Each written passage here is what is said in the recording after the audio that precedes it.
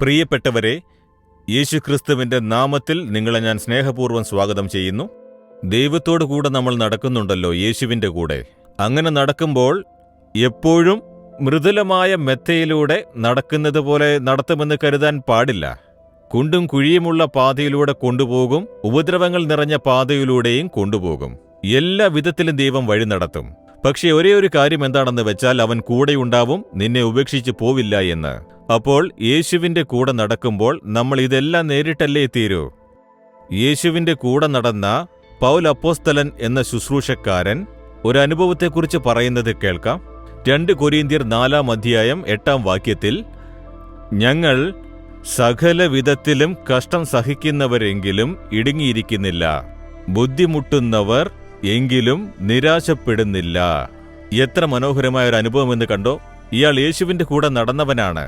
ഒരു കാലത്ത് യേശുവിനെ ഭയങ്കരമായി എതിർത്ത് ക്രിസ്ത്യാനികളെയെല്ലാം കൊല ചെയ്തവനാണ്. ഇപ്പോൾ യേശുവിനെ സ്വീകരിച്ച് യേശുവിനോടൊത്ത് നടക്കാൻ തുടങ്ങിയപ്പോൾ പറയുന്നു, എല്ലാ ഭാഗങ്ങളിലും ഇടുക്കം, എല്ലാ സ്ഥലങ്ങളിലും ഞെരുക്കം, പക്ഷേ ഞെരുക്കപ്പെട്ടാലും തളർന്നു പോകുന്നതുമില്ല.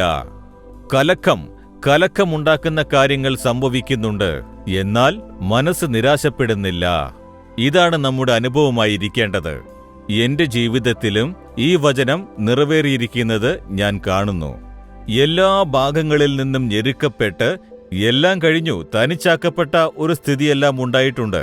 എന്നാൽ ഞാൻ തകർന്നു പോകാൻ ദൈവം എന്നെ കൈവിട്ടിട്ടില്ല.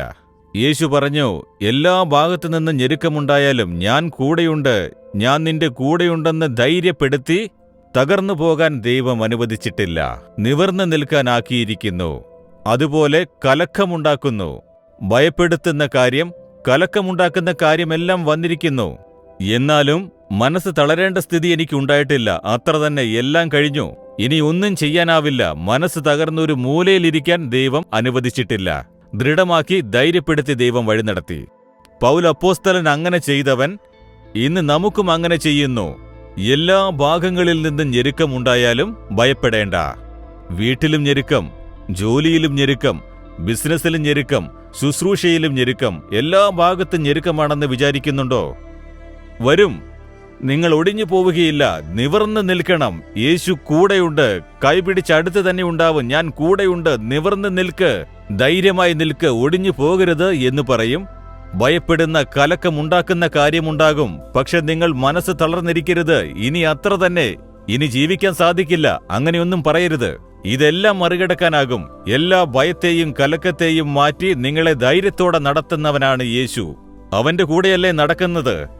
അവന്റെ കൈ പിടിച്ചുകൊണ്ട് നിങ്ങളും ധൈര്യത്തോടെ പറയൂ, ഞാൻ ഒരു വശത്തും ഞെരുക്കപ്പെട്ട് ഞാൻ ഒടിഞ്ഞു പോവുകയില്ല, കലങ്ങിക്കൊണ്ട് മനസ്സ് തകർന്നു പോവുകയില്ല.